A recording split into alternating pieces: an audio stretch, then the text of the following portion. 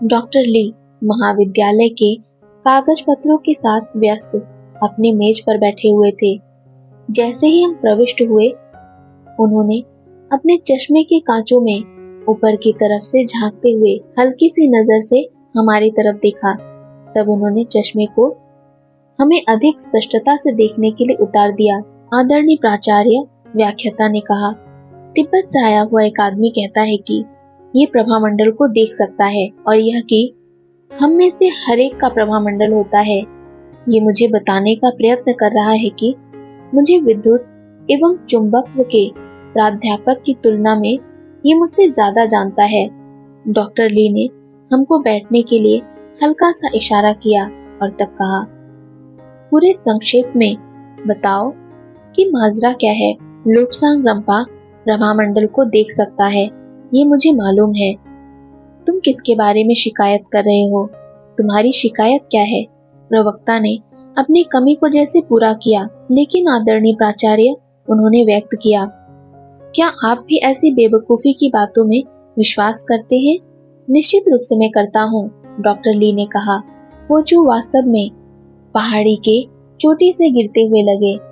Doctor Li मेरी तरफ मुड़े और कहा, लोब्सांग रंपा, मैं तुम्हें पूछना चाहूंगा कि तुम अपने खुद के शब्दों में प्रभामंडल के बारे में कुछ बताओ। ये मानकर बताओ कि हम इस विषय में कुछ भी नहीं जानते। हमें बताओ ताकि हम इसे समझ सके और शायद हम तुम्हारे इस विशिष्ट अनुभव से कुछ लाभ उठा सके। ये बिल्कुल अलग मामला था। मैं डॉक्टर ली को पसंद करता था। मुझे अच्छा लगा कि उन्होंने जिस तरह से मामले को अपने हाथ में लिया। डॉक्टर ली, मैंने कहा, जब मैं पैदा हुआ ये क्षमता मेरे साथ थी कि मैं लोगों को जैसे वे हैं उनके वास्तविक रूप में देख सकता था। उनके चारों तरफ प्रभामंडल होता है जो उनके विचारों को झुठलाता है। स्वास्थ्य में कोई भी परिवर्तन, मानसिक या आध्यात्मिक अवस्थाएं, ये प्रभामंडल अंदर रहने वाले आत्मा के द्वारा उत्पन्न किया गया प्रकाश होता है।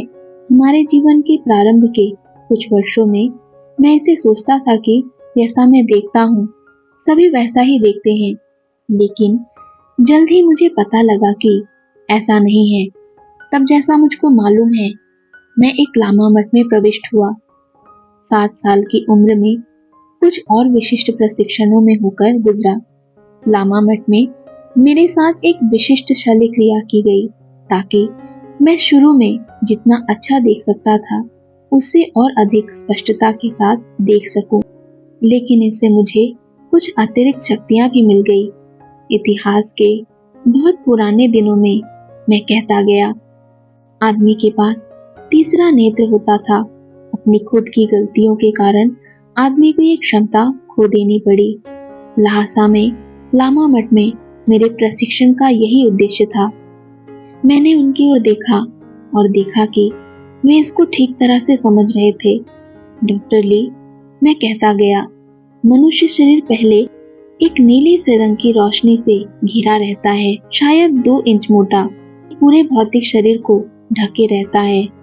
यह वह है जिसे हम इथरिक शरीर कहते हैं और ये सभी सबसे निम्न स्तर का होता है। ये सूक्ष्म शरीर और भौतिक शरीर के बीच का जुड़ाव है।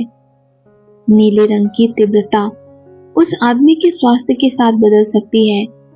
तब शरीर के बाद, उस विद्युत शरीर के बाद भी एक प्रभामंडल होता है। ये विशेष रूप से इस बात पर निर्भर करते हुए कि संबंधित व्यक्ति की आत्मोन्नति की क्या अवस्था है, उस व्यक्ति के आत्मिक शिक्षण के अनुसार, उसके विचारों के अनुसार आकार बदल सकता है। आपका स्वयं का प्रभामंडल आपसे एक आदमी की लंबाई के बराबर दूरी पर है। मैंने प्राचार्य को कहा, ये एक विकसित आदमी का प्रभामंडल है। मनुष्य का प्रभामंडल, इसका आकार कुछ भी हो, ये रंगों के चक्रदार धारियों से बना होता है। जैसे कि शाम के वक्त आकाश में बादल तैरते हैं, उसी भांति ये उस व्यक्ति के विचारों के अनुसार बदलते हैं। ये शरीर के ऊपर के स्तर हैं, विशेष स्तर जो अपने खुद के रंगों की क्षैतिज पट्टियां उत्पन्न करते हैं। कल मैंने कहा, जब मैं पुस्तकालय में काम कर रहा था मैंने देखा कि कुछ पुस्तकों के चित्रों को जो पश्चिमी धार्मिक आस्थाओं पर थी, इनमें कुछ लोगों के बनाए गए चित्र थे जिसके सिर के ऊपर के चारों ओर प्रभामंडल दिखाए गए थे। क्या इसका यह अर्थ निकलता है कि पश्चिम के लोग, जिनको मैं विकास के मामले में अपने से निम्न स्तर का समझता हूँ, प्रभामंडल को देख सकते थे, जबकि पूर्व के हम लोग नहीं देख सकते? पश्चिमी देशों के लोगों के ये चित्र मैंने जारी रखा, केवल अपने सिर के चारों ओर ही प्रभामंडल रखते थे, परंतु मैं केवल सिर के चारों ओर नहीं बल्कि पूरे शरीर के चारों ओर, हाथों के आसपास, उंगलियों और पैरों के आसपास देख सकता हूँ। ये ऐसी चीज है जिसे मैं हमेशा देखता रहता हूँ। प्राचार्य पोचू की ओर मुड़े।